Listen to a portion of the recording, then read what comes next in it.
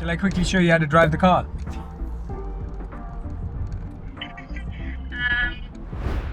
That's why I called you, because I can show you quickly just how to use the screen. Well, as in it's common sense, but there are a lot of it's common sense, but there's lots of like newness to it. So it's not like a bad idea to give you a quick walkthrough. Oh wow, that's brand new. Yeah.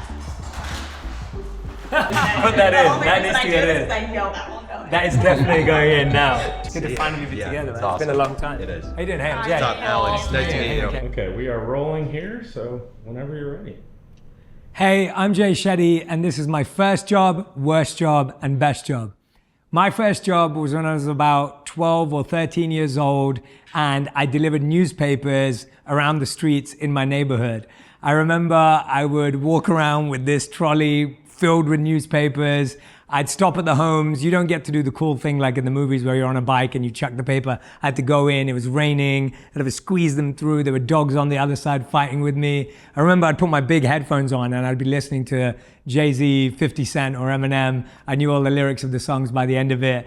And I remember the guy who ran the company gave me a pay rise because I was the only kid in the area who actually did the job. The other kids would just dump them on the train track. So I used to make around, I think, £3 per street. And that was the best thing as a 13-year-old.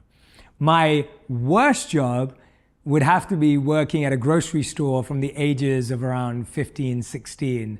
And I remember that I would be working weekends and sometimes evenings, and we'd get these huge deliveries on these massive pallets.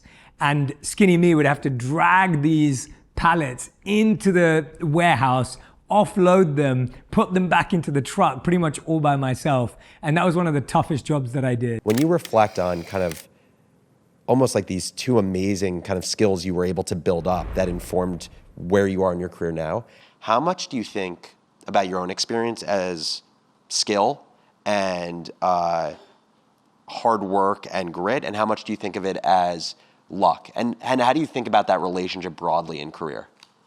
I would say that, and I'm going to be honest because I think that's the only way to do it, my greatest skill is knowing that I can learn something if I want to, and that if I apply myself to it and I really deeply care about it, that I will find a way to get really good at it.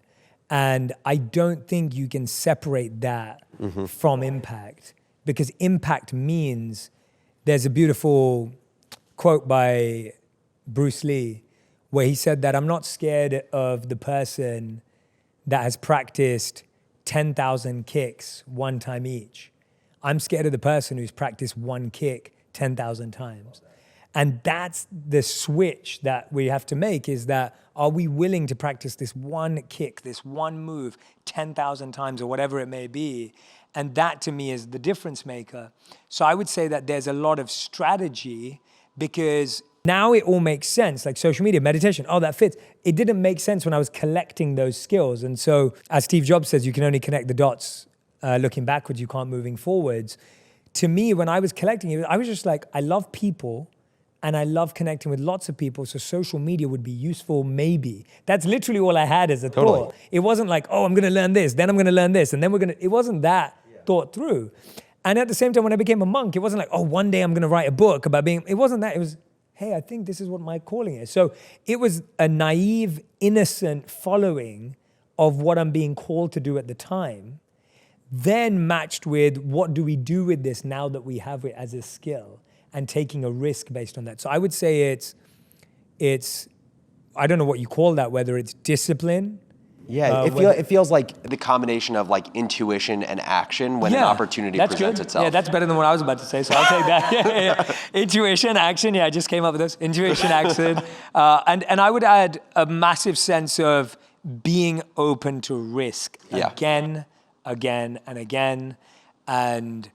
And then I would say it's brilliant mentorship and guidance. So I give all the credit to the people I met. If I didn't meet really critical people at different times, and I didn't form a relationship with them, and they didn't invest in me and I didn't invest in them, that was everything, like for me especially. So that you could say was luck. Yeah. That was the luck. The luck was that these people came into my life and we clicked at really specific times, and that was the luck.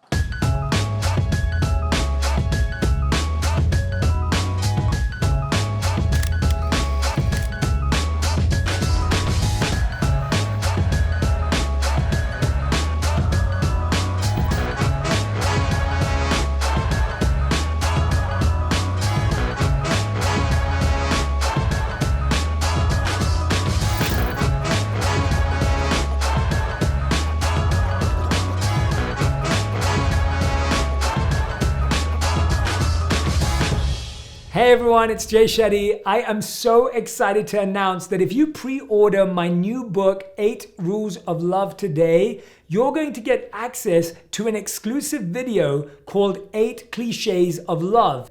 This is an exclusive video only for people who pre-order my new book, 8 Rules of Love. And inside of it, I'll break down practical steps you can take, things to think about, and hopefully get you excited to read the book. I can't wait for you to be a part of this community. I can't wait to see you soon. Take care.